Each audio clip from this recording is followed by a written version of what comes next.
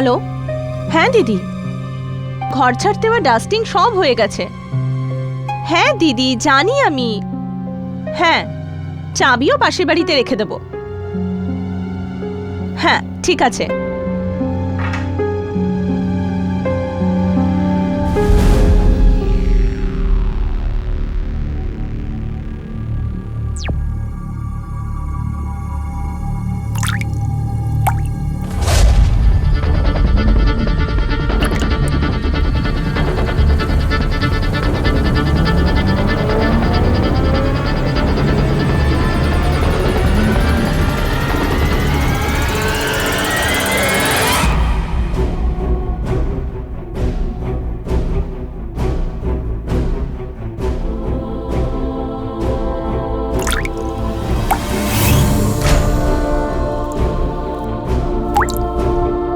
Call কোথায় পড়ছে?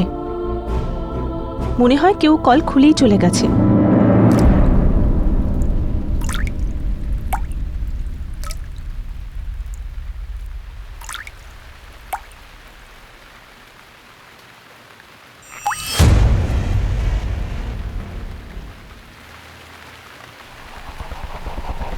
দিদি,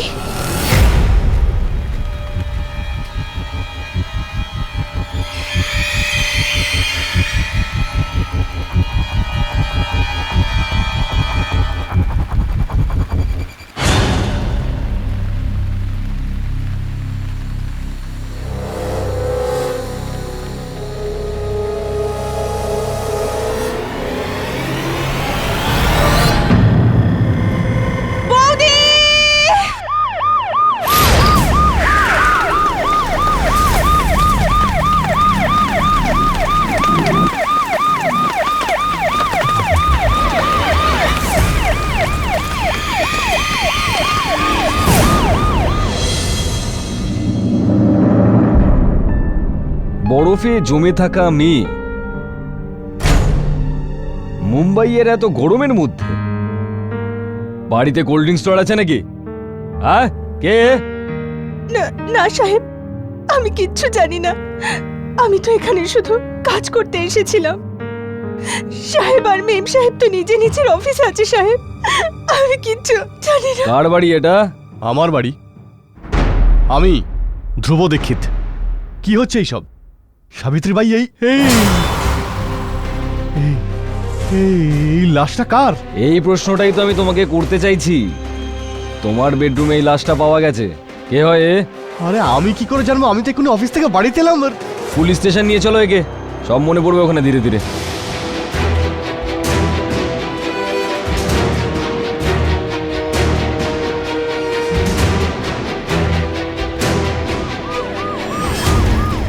চলো চলো, ভিতরে চলো একে। চলো চলো। কোথায় নিয়ে যাচ্ছেন আমার হাজবেন্ডকে? Police station. ধ্রুব, এগুলো কি হচ্ছে? কামন, আমি কিছুই করিনি। তুমি বরুণকে কল করো।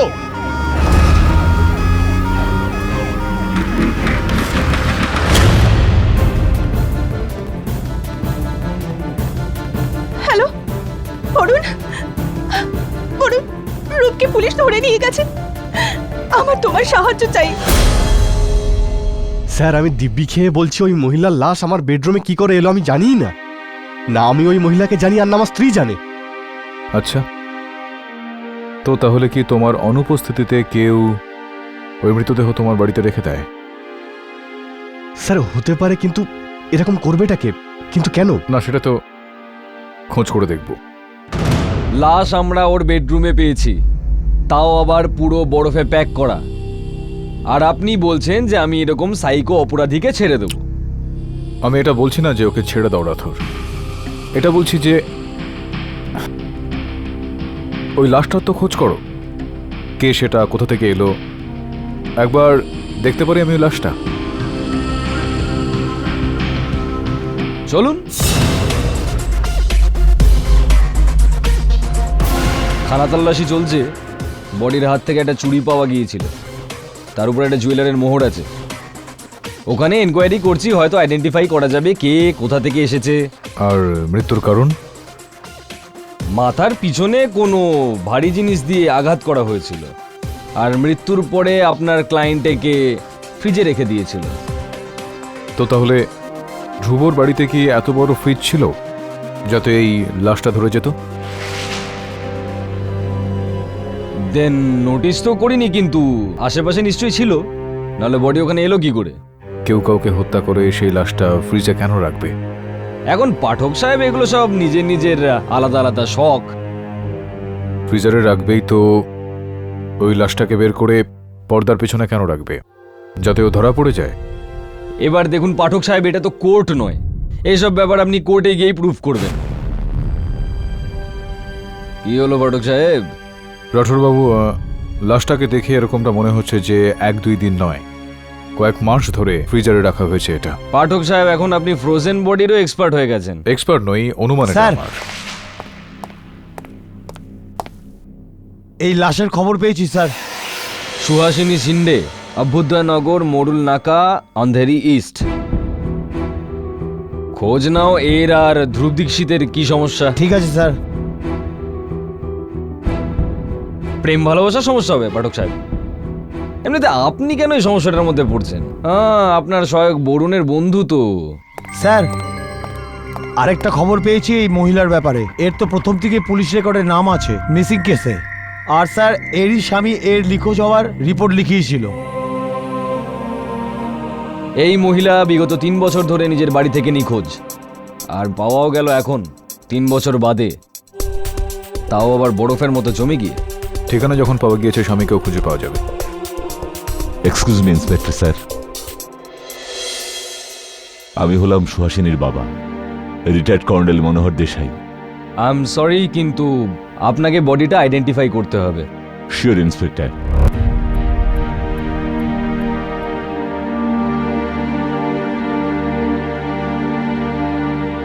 সুহাসিনী, আমার সোনা সুহাসিনী, না। আমার নাম নির্মল সিন্ধে, আন্ধেরিতে আমার প্রিন্টিং প্রেস আছে। সুহাসিনী আমার স্ত্রী ছিল। আজ থেকে 3 বছর আগে 2010-এ 14ই ফেব্রুয়ারি থেকে ও বাড়ি থেকে কোথাও চলে যায়। আমি পুলিশে রিপোর্ট লিখিয়েছিলাম। হ্যাঁ, কিন্তু এই রিপোর্টটা আপনি আপনার স্ত্রী বেপাত্তা হয়ে যাওয়ার 2 দিন পর 16ই ফেব্রুয়ারি দায়ের করেছিলেন। 2 দিন অপেক্ষা কেন করেছিলেন আপনি? স্যার, আমি ভেবেছিলাম যে ও বাড়ি থেকে হয়তো আবার পালিয়েছে, তাই ফিরে আসবে। না, পালিয়ে গেল আবারও মানে কি? আমাদের বিয়ের আগে সুহাসিনীর একজন বয়ফ্রেন্ড ছিল। বিয়ের 2 সপ্তাহ আগে সুহাসিনী তার বয়ফ্রেন্ডের সঙ্গে পালায়। জানি না কি হয়েছিল, 2 দিনেই ফিরে এসেছিল। অনেক ঝামেলার পর আমাদের বিয়ে হয়েছিল। আমি ভাবলাম যে সবকিছু ঠিক হয়ে যাবে, কিন্তু বিয়ের পরে ওর বয়ফ্রেন্ড ওকে ফোন করতো বারবার। সেই কারণে মাঝে মধ্যেই আমাদের মধ্যে ঝগড়া হতো। আর তারপর বিয়ের ঠিক 1 বছর পর সুহাসিনী বাড়ি থেকে হঠাৎ করে উধাও হয়ে যায়। আমি ভাবলাম হয়তো সুহাসিনী বয়ফ্রেন্ডের সঙ্গে পালিয়েছে। তারপরের 2 দিন কোনো খবর পেলাম না আমরা। যখন 2 দিন অবধি কোনো খবর পেলাম না, তখন আমি মিসিং পার্সনসে একটা রিপোর্ট লিখাই। ওই বয়ফ্রেন্ডের নাম আর ঠিকানা জানতেন আপনি? ওর ঠিকানা তো আমার জানা ছিল না, কিন্তু ওর নাম আমি জানি, ধ্রুব। ওর নাম হলো ধ্রুব দীক্ষিত।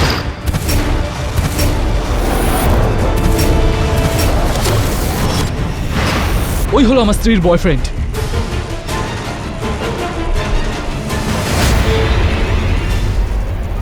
কি স্যার, এ মিথ্যে কথা বলছে? স্যার, না আমি ওকে চিনি আর না ওর স্ত্রীকে আমি চিনি। 3 বছর ধরে আমার স্ত্রীর সঙ্গে থাকার পর তুই ওকে খুন করে দিলি। কি ফালতু কথা বলছে ও? বস, কেন মিথ্যে কথা বলে আমাকে ফাঁসাচ্ছিস? আমি তো মারা যাব। ভালোই হবে, তোমার সাথে এটাই হোক আমি চাই। জজ সাহেব, এর ছবি আমি আমার স্ত্রীর ব্যাগের মধ্যে দেখেছি, সেম একই চেহারা।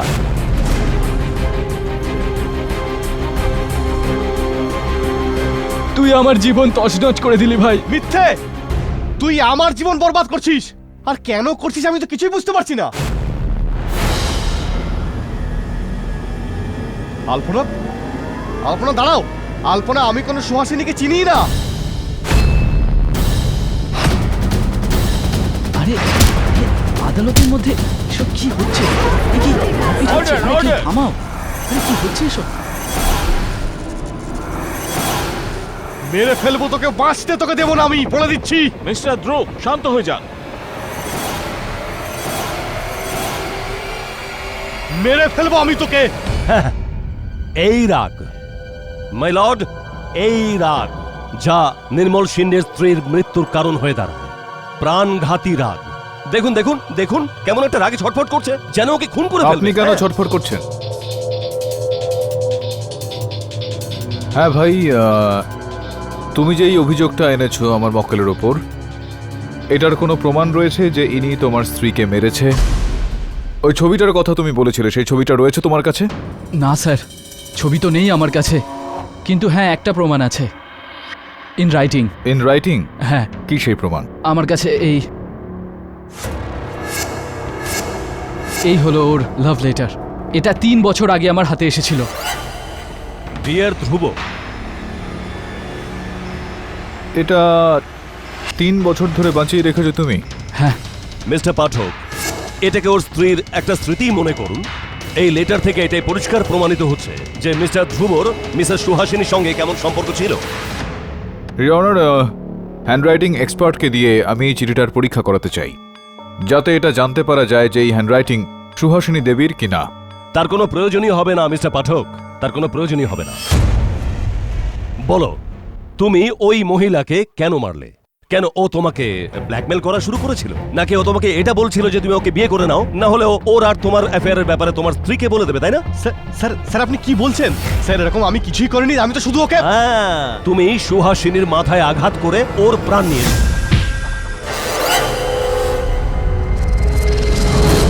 আর তুমি ধরা পড়ে যাওয়ার আগে তুমি ওর লাশটাকে ফ্রিজে লুকিয়ে রাখলে। 1 মিনিট প্রসিকিউটর সাহেব, ওনার বাড়িতে এত বড় ফ্রিজ নেই যে কোনো ব্যক্তিকে সেখানে লুকিয়ে রাখা যাবে। মিস্টার পাঠক, আপনার এই যে মক্কেল না, এ একটা মস্ত বড় ফুড এক্সপোর্টের ব্যবসা করে, আর এর ফ্যাক্টরিতে এরকম বড় বড় ফ্রিজার আছে যেখানে শুধুমাত্র মানুষ কেন বরং বড় জানোয়ারকেও লুকিয়ে রাখা যায়।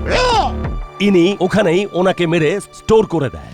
আচ্ছা আচ্ছা আচ্ছা আচ্ছা, তো ইনি ওখান থেকে সেই মৃতদেহটা তার বাড়িতে নিয়ে আসেন, যাতে ওনার স্ত্রী ওনাকে ধরে ফেলেন, পুলিশ ওনাকে ধরে ফেলেন।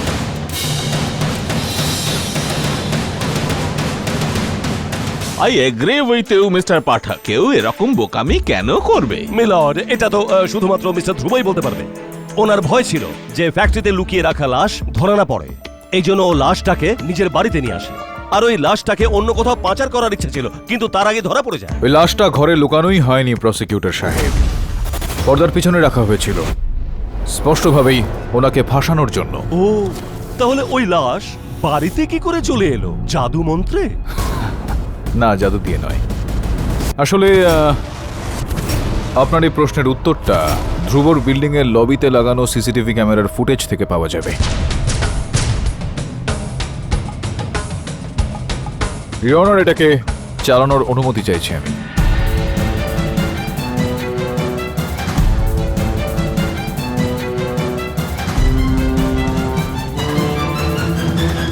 দেখুন প্রসিকিউটর সাহেব, এটা হলো সেই মাধ্যম যা দিয়ে লাশটাকে উপরে নিয়ে যাওয়া হয়। দেখে তো এটা তো কারো নতুন ওয়াশিং মেশিন মনে হচ্ছে। আপনি কি করে জানলেন যে এতে লাশ আছে? প্রসিকিউটর সাহেব, মন দিয়ে দেখুন, ওই বাক্সটা যেটাই আপনি বলছেন যে ওয়াশিং মেশিন আছে, সেটা থেকে জল পড়ছে। তো ওয়াশিং মেশিনের সঙ্গে কি মানুষজন ধোয়া জামা কাপড় নিয়ে আসে? এই জলটা ওই বরফটা গলে যাওয়ার কারণে পড়ছে, যে বরফের মধ্যে লাশ রাখা আছে।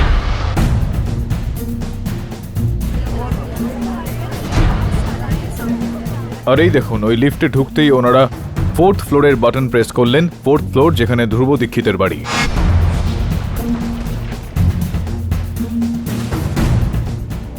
আর এই বাইরের দৃশ্য যেখানে আপনি টেম্পোটা দেখছেন, টেম্পোতে লেখা আছে লক ট্রান্সপোর্ট। ব্যাস, এখন আমাদের যেটা করতে হবে সেটা ওই টেম্পোটাকে খুঁজতে হবে। ওই টেম্পোটাকে খুঁজে পেলেই আমাদের বাকি গল্পটা জানা হবে। আর যেই আসল হত্যাকারী রয়েছে অনার, সে সামনে চলে আসবে, আর সেটা আমার মক্কেলও হতে পারে। এই কারণে আমি আদালতের কাছে সময় চেয়ে নিচ্ছি। এই আদালত এই কেসের পূর্ণ তদন্ত হওয়া পর্যন্ত মুলতুবি রইল।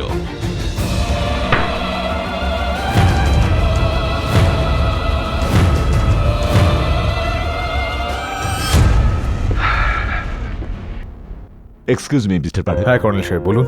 আমি সুহাসিনীর বাবা। আমি জানি, বলুন। আমার মনে হচ্ছে না যে নির্মল সুহাসিনীর স্বামী ঠিক বলছে। আমি মানছি যে সুহাসিনীর বিয়ের আগে একজনের সাথে সম্পর্ক ছিল, কিন্তু কোনো একটা ছেলের সঙ্গে ওর সম্পর্ক ছিল, কিন্তু আপনি কি জানতেন যে ওই ছেলেটা ধ্রুবই ছিল? আগে জানি না, এমনিতে আমরা কখনো ওকে দেখিনি, কিন্তু হ্যাঁ একটা কথা জানি যে বিয়ের পর নির্মল আর সুহাসিনীর প্রচণ্ড ঝগড়াঝাটি হতো, খুব মারপিটও হতো ওদের মধ্যে। আর হ্যাঁ, নির্মল ওকে কয়েকবার মারার হুমকিও দিয়েছিল। কি বলতে চাইছেন আপনি, যে আপনার কন্যার হত্যাটা আপনার জামাই করেছে? এর তো আমাদের কাছে কোনো প্রমাণও নেই, যদি থাকতো তো। যদি প্রমাণ থাকে তাহলে খুব শীঘ্রই পাওয়া যাবে কর্নেল সাহেব, আপনি নিশ্চিন্ত থাকুন। Hi sir. হ্যাঁ বলুন। বল।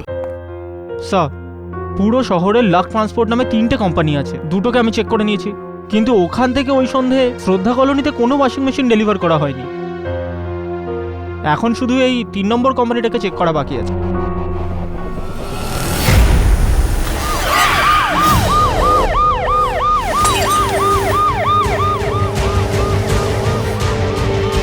চাবি কোথায় গেল?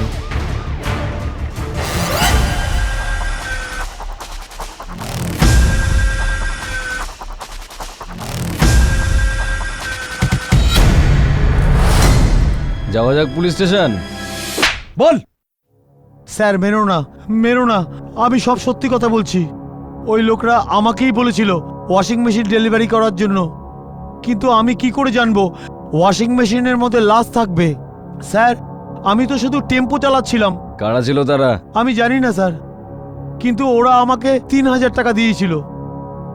কোথা থেকে তুলেছিল সেই ওয়াশিং মেশিন? স্যার, মাহিমের পাশে একটা ওয়্যার হাউস থেকে, এক্সেল ওয়্যার হাউস, ওখান থেকে স্যার।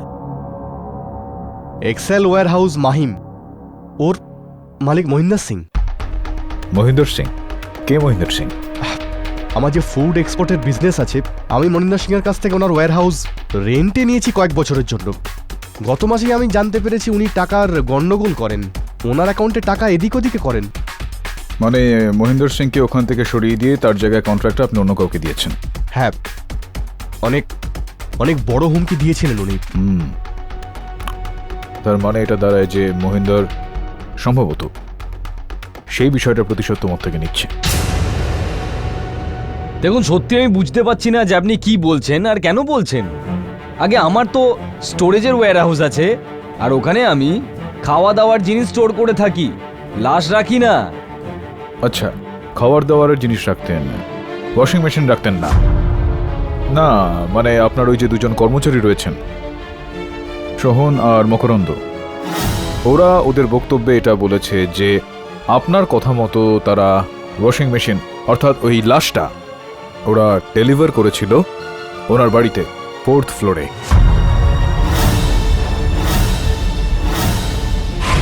ওরা দুজন কি ধরা পড়েছে? আগে হ্যাঁ, ধরা পড়েছেন, আর আপনিও তো ধরা পড়ে গেছেন।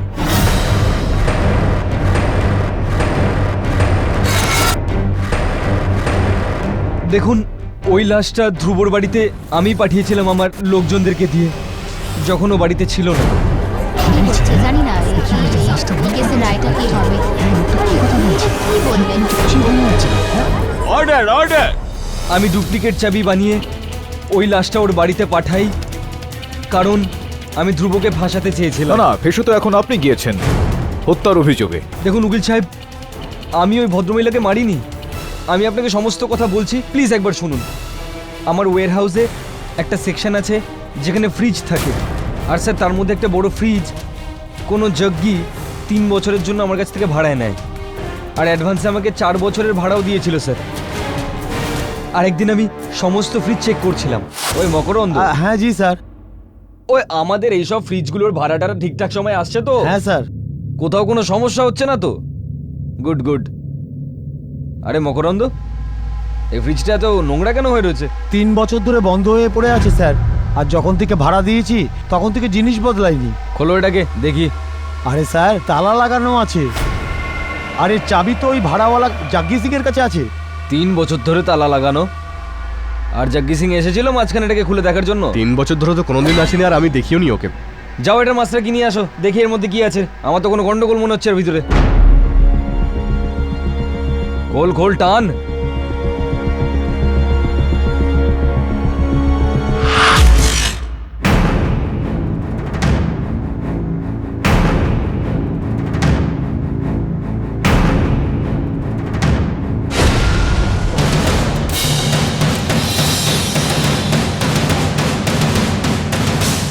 কি করব স্যার, পুলিশকে ডাকবো? আরে পাগল হয়ে গেছিস নাকি? পুলিশ সবার আগে আমাদেরকে ভিতরে ঠেলবে, বলবে 3 বছর ধরে আমরা লাশটাকে লুকিয়ে রেখেছিলাম। কিন্তু আমরা কি করে জানবো এই ফ্রিজের মধ্যে লাশ এত আছে? বদনাম হবে আমাদের যে যত কন্ট্রাক্ট পেয়েছি না সব কন্ট্রাক্ট ক্যান্সেল হয়ে যাবে। লোকে বলবে যে খাবার দাবারের জিনিসের সঙ্গে লাশও স্টোর করতো। এই লাশটাকে কোথাও লুকাতে হবে। নিয়ে গিয়ে খাদের মধ্যে ফেলে দিই, কেউ পাবেও না লাশটা। না, তার আগে যে আমরা বিপদে পড়ি, এই বিপদটা যদি অন্য কারোর ঘাড়ে ফেলে দিই। ধ্রুব দীক্ষিত, ওই মকরন্দ, তোর এক বন্ধু আছে না চাবি বানায় ডুপ্লিকেট? হ্যাঁ, ওকে বল একটা চাবি বানানোর আছে ফ্ল্যাটে, আর ওই লাশটাকে ওখানেই দিয়ে আসবো আমরা। ধ্রুব দীক্ষিত, এবার তুই দিবি পুলিশকে জবাব। কিন্তু আমি ভদ্রমহিলাকে মানিনি উকিল সাহেব। মিথ্যা কথা বলছেন আপনি মহিন্দর সিং বাবু। না, এটা সত্যি। আমি বুঝতেই পারছি না আপনি আমাকে কেন ধরছেন। আপনার ধরতে যদি হয় তাহলে তাকে ধরুন যে এই ফ্রিজটা আমার কাছ থেকে ভাড়া নিয়েছিল, ওই যজ্ঞীকে ধরুন। যজ্ঞী নামে কোনো ব্যক্তি ছিলেন না, যে ঠিকানাটা পাওয়া গিয়েছে সেটাও ভুল। তার মানে হলো ডেড এন্ড। মহেন্দ্রবাবু, আপনি যজ্ঞীর সঙ্গে দেখা তো করেছিলেন, তো আপনি কি বলতে পারবেন যে এর মধ্যে যজ্ঞী কে? না না, ও আমার মতো সর্দারই ছিল, আর কালো চশমা পরে থাকতো। হতে পারে এরকম কোনো ব্যক্তি ছিল যে ছদ্মবেশে সেখানে আসে। মানে যেমনটা আমি বললাম, dead and. Your honour, dead and কিন্তু আমার মক্কেলের জন্য নয়। মহিন্দরবাবুর বয়ানের থেকে এটা প্রমাণিত হয়ে যাচ্ছে যে আমার মক্কেলের এই কেসটার সঙ্গে কোনো সম্পর্ক নেই। আমি আবেদন করছি আদালতকে যে ওনাকে সসম্মানে মুক্তি দেওয়া হোক। এই আদালত মিস্টার ধ্রুব দীক্ষিতকে মিসেস সুহাসিনী শিন্ডের হত্যাকাণ্ডে নির্দোষ সাব্যস্ত করে সসম্মানে মুক্তি দিচ্ছে।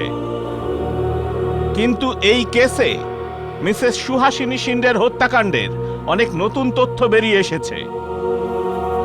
সেই কারণে এই আদালত পুলিশকে আদেশ দিচ্ছে যে যত শীঘ্র সম্ভব আসল অপরাধীকে কাঠগড়ায় নিয়ে আসুন। However, the case against Mr. Dixit is closed.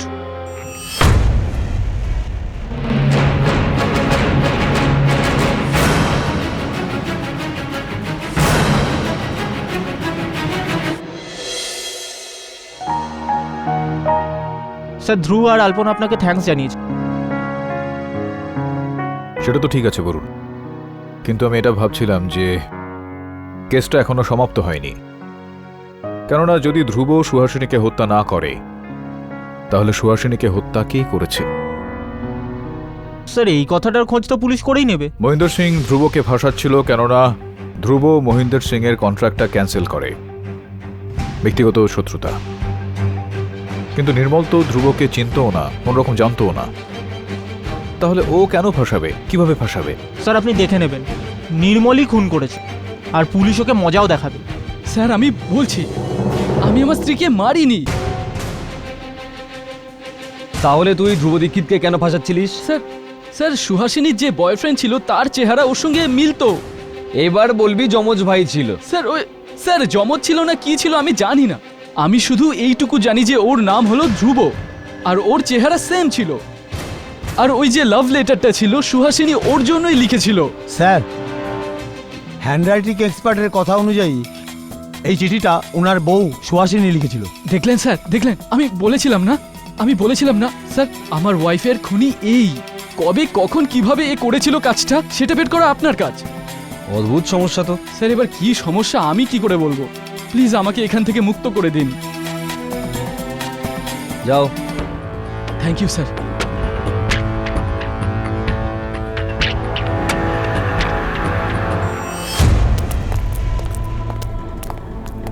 রিক্সা, अंधेरी।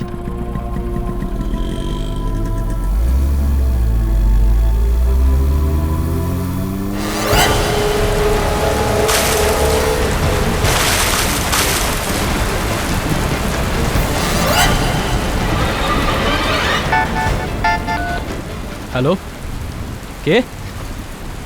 তুমি আমার সঙ্গে কেন দেখা করতে চাও? যদি আমার সঙ্গে দেখা করলে এই মামলাটা ঠিক হয়ে যায় তাহলে ঠিক আছে, আজকে রাত 10টার সময়, তাহলে ওই কথাই রইল।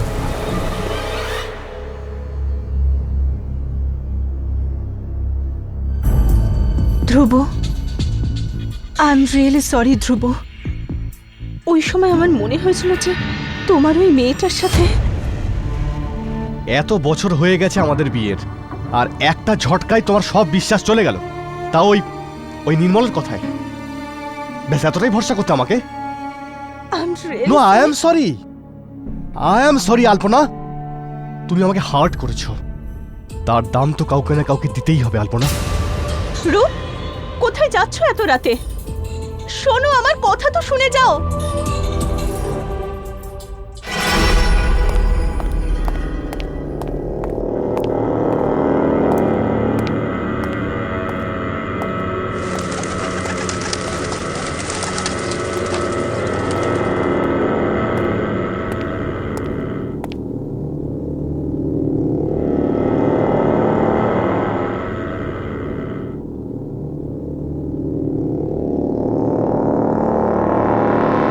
Switch off. মেসেজ করি।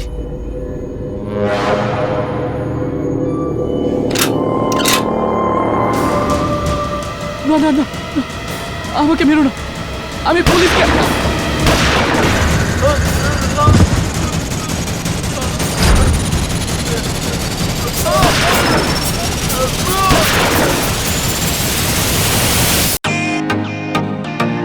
Welcome to Beaton world, how may assist you? নতুন ফ্ল্যাটের জন্য একটা স্ট্যান্ড ফ্যান আর কুলার নেব। এই পচা গরম থেকে একটু স্বস্তি চাই। বাজার চলতে সব ব্র্যান্ড আর ভরসাযোগ্য নয়। তার জন্য তো আমাদের ফ্যান আছে, all purpose bullet table fan, ceiling fan. আমাদের সিলিং ফ্যান কিন্তু 30 মাসের ওয়ারেন্টি সহ পাওয়া যায়। আছে ফারাটা 2 বছরের ওয়ারেন্টি, 17 থেকে 20 মিটার এয়ার ফ্লো। মধ্যবিত্তের সাধ্যের মধ্যে একমাত্র ভরসাযোগ্য ব্র্যান্ড বিটন। আমাদের কুলারের কিন্তু অনেক range, 45 litres, 50 litres, 70 litres, 90 litres, 110 litres. Honeycomb সহযোগে বিটনের সব কুলারের ওয়ারেন্টি 1 বছর। চেনা হাওয়ায় অচেনা অনুভূতির জন্য একমাত্র আদর্শ বিটন। গরমে স্বস্তি পেতে বিটনের ফ্যান হোক বা কুলার, আজই আনুন বাড়িতে। Vuitton, digitally yours.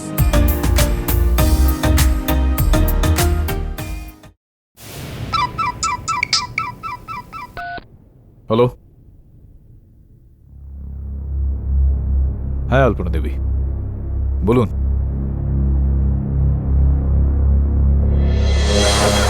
স্যার, আমি দিব্যি খেয়ে বলছি আমি নির্মলকে মারিনি। মরার আগে SMS করেছিলিস না ওকে? দেখা করতে গিয়েছিলিস তো?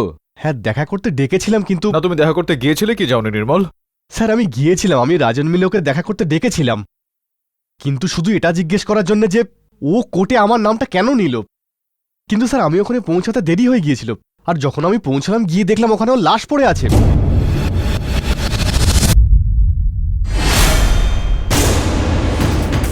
স্যার, আমি ঘাবড়ে গিয়েছিলাম আর ওখান থেকে আমি পালিয়ে যাওয়ার চেষ্টা করি, কিন্তু স্যার ওখানকার সিকিউরিটি গার্ড আমাকে ধরে ফেলে। গল্পটা বেশ ভালো, কিন্তু ধোপে টিকবে না। বন্দুকটা কোথায়? স্যার, কোন বন্দুক? স্যার, আমি বলছি আমি তো খুন করিনি। পাঠক সাহেব বলুন। একটা কেস খতম, আর একটা শুরু। এবার কি করবেন আপনি? সমাধান করব। স্যার, আমাদের সবার মনে হতো যে সুহাসিনীর খুন নির্মল করেছে, কিন্তু তারপর কেউ নির্মলকেই মেরে দিল। এর মানে কি স্যার? কোনো তৃতীয় ব্যক্তি আছে? অবভিয়াসলি বলুন, তৃতীয় কেউ আছে। এই তৃতীয় জন এই গল্পটার বিষয়ে সবকিছুই জানতো, আর সে চায় না যে এই গল্পের সত্যিটা বাইরে আসে। স্যার, ব্যাপারটা এরকম না তো যে আসলে একই লোক 3 বছর আগে সুহাসিনীকে মেরেছিল আর এখন নির্মলকে? হতেও পারে আবার নাও হতে পারে। একটাই সূত্র হতে পারে এটার, তুই খোঁজ নে ওই সুহাসিনীর ওই বয়ফ্রেন্ড, ওই লাভার কে ছিল। যদি এটার খোঁজ পাওয়া যায় তাহলে হত্যাকারীরও খোঁজ পাওয়া যাবে। সুহাসিনী আমার বেস্ট ফ্রেন্ড ছিল। ও আমার সাথে সব কথা শেয়ার করত, কিন্তু ও আমাকে কখনো নিজের বয়ফ্রেন্ডের সম্পর্কে বেশি কিছু বলেনি। আর না, আমি তাকে কখনো দেখেছি। একটা কথা বলুন, ওনার বয়ফ্রেন্ডের নাম কি ধ্রুব ছিল? আগে না, ওর নাম রাজীব ছিল। ও একটি জাহাজের ক্যাপ্টেন ছিল। রাজীব জাহাজের ক্যাপ্টেন? পুরো নাম? আগে জানি না। আর এতে সুহাসিনীর কোনো দোষ নেই। আর যদি এটাই হয় তাহলে নির্মলও কোনো দুধের শিশু নয়। সুহাসিনী আমাকে ওর ব্যাপারে অনেক কিছু বলেছিল। যেমন কি বিয়ের পরেও নির্মলের সাথে একটি মেয়ের সম্পর্ক ছিল, ওর সেক্রেটারির সাথে। সেক্রেটারি? হ্যাঁ, ওর নাম ছিল রুহি মেহরা। ওই মালাট এভারশাইন শহরেই থাকে। Building number A16, flat number 505। Ruhi Mehra? হ্যাঁ। Thanks a lot. Inspector Rathore. হ্যাঁ রাঠোর, কেডি পাঠক বলছি। এই নির্মল শিন্ডে তোমাকে যে প্রেম পত্রটা দিয়েছিল। আমায়? আরে তোমাকে না, আমি বলতে চাইছি যে ওর স্ত্রীর যে প্রেম পত্রটা ছিল, তোমার কাছে আছে ওটা? হ্যাঁ, আমার কাছেই আছে। আপনার কি চাই? ঠিক আছে, আমি আসছি। এই নিন পাঠক সাহেব, এটা আমাদের এভিডেন্স। রাথোড় বাবু, এই চিঠিটা একটু গন্ডগোল আছে। যতদূর আমার অনুমান, চিঠিটা তো সুহাসিনী লিখেছে, কিন্তু এই প্রিয় ধ্রুব, এই নামটা অন্য কেউ লিখেছে। তার মানে এই নামটা ধ্রুব কেউ পরে লিখেছে? জানি না। সেই ব্যক্তি যে ধ্রুবকে ফাঁসাতে চাইছে হতে পারে নির্মল। কিন্তু নির্মলকে কি করে ফাঁসাবে? রাথোর সাহেব, নির্মলের প্রিন্টিং প্রেস রয়েছে। প্রিন্টিং প্রেসে এরকম অনেক রাসায়নিক থাকে যেগুলো দিয়ে আগে থেকে লেখা বা আগের লেখাগুলোকে মুছে দিয়ে আপনি নতুন কালি দিয়ে তার উপর লিখতে পারেন। জানি না, এটা হয়তো মহেন্দ্র সিং বাবুর সঙ্গে কথা বলে সম্ভবত জানতে পারা যাবে। আপনি একটা কাজ করুন রাথোর বাবু, এটার ফরেন্সিক পরীক্ষা করান। খোঁজ নিন যে এই যে কালিটা রয়েছে যেটা দিয়ে প্রিয় ধ্রুব লেখা হয়েছে, সেটা চিঠিটার বাকি কালির সঙ্গে মেলে কিনা। দেখুন, আমার আর নির্মলের ভেতরে যা ছিল সেসব অনেক পুরনো ব্যাপার। এখন আমার বিয়ে ঠিক হয়ে গেছে, সো প্লিজ আমাকে এসবের সাথে জড়াবেন না। সুহাসিনী আপনারা নির্মলের ব্যাপারে জানতো? হ্যাঁ, আমি নির্মলকে বলেছিলাম কি সুহাসিনীকে সত্যি কথা বলে দিতে। কেন? আমি ভালোবাসতাম ওকে, বিয়ে করতে চাইতাম, কিন্তু হঠাৎই আমি আমার সিদ্ধান্ত বদলে ফেলি। হঠাৎ? হঠাৎ কেন? কারণ নির্মল অদ্ভুত আচরণ করতে শুরু করেছিল। একদিন বলল যে সুহাসিনীর জ্বর হয়েছে, যখন ওর শরীর ঠিক হয়ে যাবে তারপর ওকে সব সত্যি বলে দেব। তারপর একদিন বলল সুহাসিনীকে সত্যি কথা না বলেই ওকে রাস্তা থেকে সরিয়ে দেব, আর কেউ কিছুই জানতে পারবে না। আর ওর এই কথা বলার দুদিন পরেই সুহাসিনী গায়েব হয়ে গেল। আর আপনার মনে হলো সবকিছুর পেছনে নির্মল আছে? হ্যাঁ, আমি ভয় পেয়েছিলাম, এই কারণেই আমি ওর সাথে ব্রেকআপ করে নিই। কিন্তু এর জন্য ও ভীষণ রেগে গিয়েছিল আর মাসের পর মাস আমাকে বিরক্ত করে। আর ওর এই আচরণে আমি ওর থেকে আরও দূরে সরে যাই, আর তারপরে আমি ওর সাথে কোনোদিন দেখা করি না। এই পুরো কেসটার মধ্যে এই কথাটা আপনি পুলিশকে কখনো বলেন? কি লাভ হতো? নির্মল সুহাসিনীকে মেরে ফেলেছিল, আর নির্মলও এই দুনিয়া এখন নেই। কিন্তু এইসবের মধ্যে আমার কি দোষ? এটাই কি আপনার যোগ্যী? হ্যাঁ উকিল সাহেব, এই যোগ্যী নির্মল। হ্যাঁ বলুন, বল। নির্মল ওর গার্লফ্রেন্ডকে বলেছিল যে ওর স্ত্রী সুহাসিনীকে এই রাস্তা থেকে সরিয়ে দেবে। এরকমটা বলার ঠিক 2 দিন পর সুহাসিনী গায়েব হয়ে গেল। স্যার, মহেন্দ্র সিং এর বয়ানের পরে তো পুরো ব্যাপারটা ক্লিয়ার হয়ে গেল। নির্মল সুহাসিনীকে মেরেছে, তারপর যখন ধ্রুব ধরা পড়ে তখন নির্মল ধ্রুবকেও ফাঁসিয়ে দেওয়ার চেষ্টা করে ওই স্ট্যাম্পেড লাভ লেটারের দ্বারা। আর তারপর কেউ নির্মলকে হত্যা করে ফেলে, যার মানে এটা দাঁড়ায় যে এই গল্পে একটা নয় দুটো ভিলেন আছে।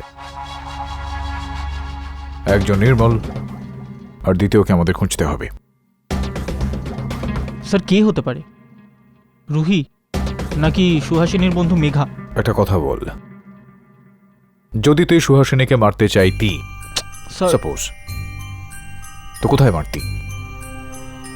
স্যার ওকে বাইরে ডেকে। হ্যাঁ, কিন্তু আমরা যতদূর জানতে পেরেছি সেক্ষেত্রে ওই দিনগুলোতে সুহাসিনীর জ্বর ছিল। জ্বর নিয়ে সাধারণত বাড়ির বাইরে কেউ বেরোয় না, যেটার মানে এটা দাঁড়ায় যে হত্যাটা ওর বাড়িতে হয়েছে, আসল ঘটনাস্থল। তার মানে সুহাসিনীর ফ্ল্যাটে? সুহাসিনী আর নির্মলের ফ্ল্যাট।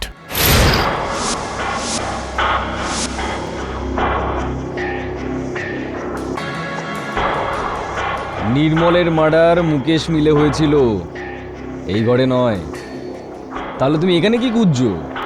সুহাসিনীর মার্ডারের প্রুফ। সাপ মরে গেছে, দাগ খুঁজছো। 3 বছর আগে যে মার্ডারটা হয়েছিল তার ক্লু তুমি আজ এখানে খুঁজছো।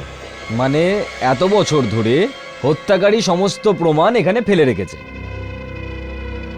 রাঠোর বাবু, ভাবুন যে আপনি সুহাসিনী আর আমি নির্মল, আর যদি আমি এটা দিয়ে আপনাকে মেরে দিই, তাহলে আমি আপনার লাশটাকে এই অন্ধেরি মডেল থেকে মহিন্দর সিং এর মাহিমের ওয়্যার হাউস পর্যন্ত কি করে নিয়ে যাব? বস্তায় করে, সিন্ধুকে করে, অথবা ফ্রিজারে। ইন্সপেক্টর সাহেব, যোগ্যী, নির্মল আমার ওয়্যার হাউসে এসে একটা বড় ফ্রিজ নিয়ে গেছিল আর বলল যে ওটাকে ভরে আবার আমার ওয়্যার হাউসে পাঠিয়ে দেবে। তার মানে এত বড় ফ্রিজার নির্মলের বাড়িতে গেছিল। এই ব্যাপারটা কেউ না কেউ তো দেখিয়েছে বিল্ডিংয়ে। 3 বছর আগে?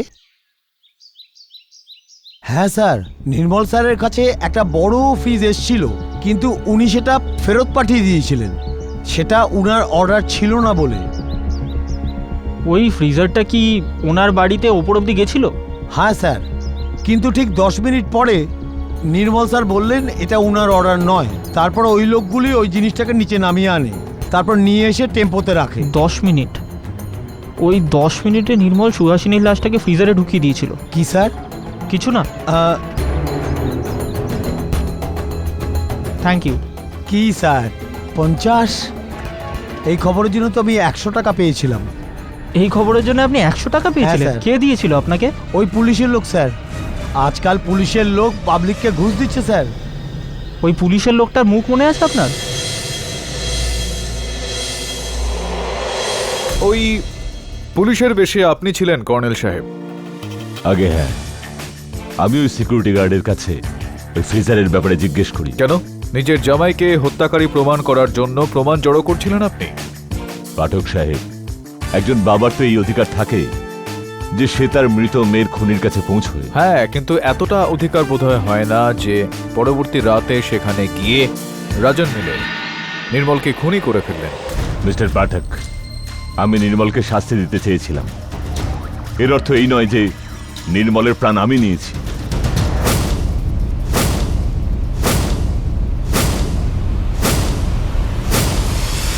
কোন সালে রিটায়ার করেন আপনি আর্মি থেকে? 2004। আচ্ছা, যেরকমটা প্রথা হয়ে থাকে কর্নেল সাহেব, যে আর্মি থেকে রিটায়ার হওয়ার পরেও আপনার সার্ভিস রিভলভার নিজের কাছেই রাখা যায়। আপনিও হয়তো রেখেছিলেন নিশ্চয়ই? আগে হ্যাঁ, আছে। কি বন্দুক আপনার? আমার গ্লক 17 সেমি অটোমেটিক পিস্তল, 9mm ক্যালিবার। আপনি এটা নিশ্চয়ই জানেন কর্নেল সাহেব যে একেবারে এই রকম বন্দুক দিয়েই, গ্লক 17 সেমি অটোমেটিক 9mm দিয়েই নির্মলকে হত্যা করা হয়। উকিল সাহেব, পৃথিবীতে এরকম একমাত্র একটাই গান নেই। হ্যাঁ, কিন্তু এই কেসটাতে তো একটাই গান রয়েছে কর্নেল সাহেব, আর এই গানটা দিয়ে নির্মলকে হত্যা করা হয়। Mister Pathak, I am sorry to say, but আমি একটা কথা জোরের সঙ্গে বলতে পারি যে সিভিলিয়ানদের অস্ত্রের নলেজ খুব কম হয়। আমার কাছে যে পিস্তল আছে সেটা গ্লক 17 সেমি অটোমেটিক পিস্তল, ক্যালিবার 9mm। কিন্তু নির্মলকে যা দিয়ে খুন করা হয়েছে ওটা 9mm ক্যালিবার নয়, 10mm ক্যালিবারের ছিল। আর গ্লক 20 ছিল, 17 নয়। ঠিকই বলেছেন আপনি, ক্ষমা চেয়ে নিচ্ছি। সিভিলিয়ান আমি, সেই কারণে এই অস্ত্রশস্ত্রের বিষয়ে একটু কম জ্ঞান রয়েছে আমার এই বিষয়ে কর্নেল সাহেব, কিন্তু নিজের কাজটা খুব জানি আমি। ঠিকভাবেই কাজটা করে থাকি আমি কর্নেল সাহেব।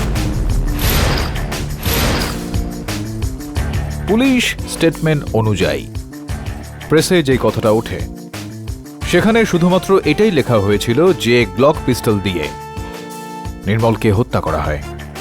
এই যে ডিটেইলিংটা এইমাত্র আপনি দিলেন এই আদালতে, গ্লক 20, 10mm কার্ট্রিজ, ক্যালিবার, এইটা কিভাবে জানলেন আপনি?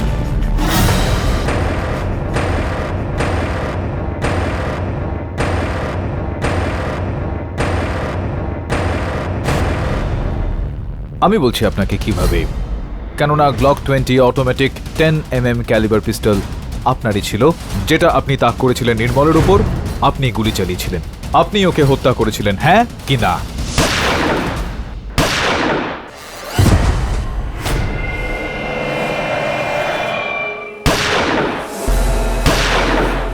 তাছাড়া আমি কি করতাম উকিল সাহেব, কি করতাম আমি? সেখানে দেখেছেন কি অবস্থা? জানি না এরপরে কি হবে, কি রায় দেবেন, হয় নাকি কিছু? স্বাধীনভাবে ঘুরতে দিতাম নিজের মেয়ের খুনিকে, যাকে আপনাদের আইন নির্দোষ বলে ছেড়ে দিয়েছিল। আইন ওকে নির্দোষ ভাবেনি কর্নেল সাহেব, ওর বিরুদ্ধে প্রমাণগুলো খোঁজা হচ্ছিল। আরে কিসের প্রমাণ উকিল সাহেব? আরে 3 বছর ধরে ওই জানোয়ারটা আমার মেয়েকে বরফের কবরে আটকে রেখেছিল। 3 বছর ধরে কে খুঁজেছে ওকে? খুঁজেছে আপনার আইন? না তো। আরে মিসিং পারসনস এর ফাইলে ওর নাম বন্ধ করে রাখা হয়েছিল।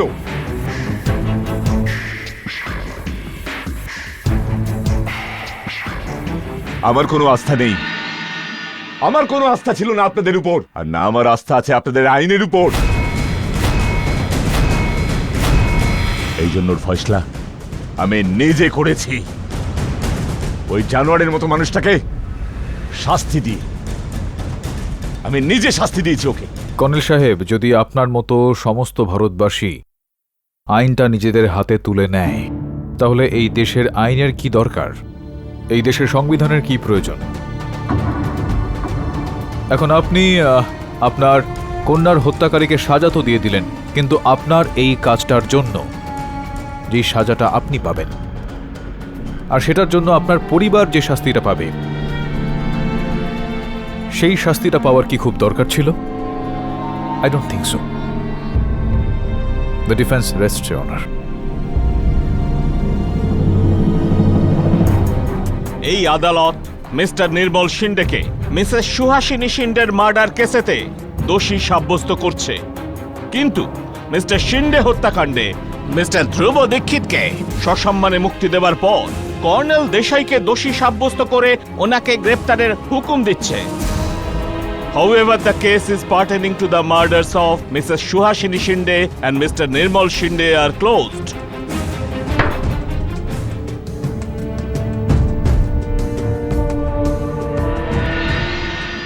পাঠক সাহেব, আমি আপনাকে একবার নয় 2বার থ্যাঙ্কস বলবো, কারণ আপনি আমাকে 2বার বাঁচিয়েছেন। এই জন্যই তো সবসময় কেডি স্যার 2বার বলেন। আমি কি ঠিক নাকি আমি ঠিক?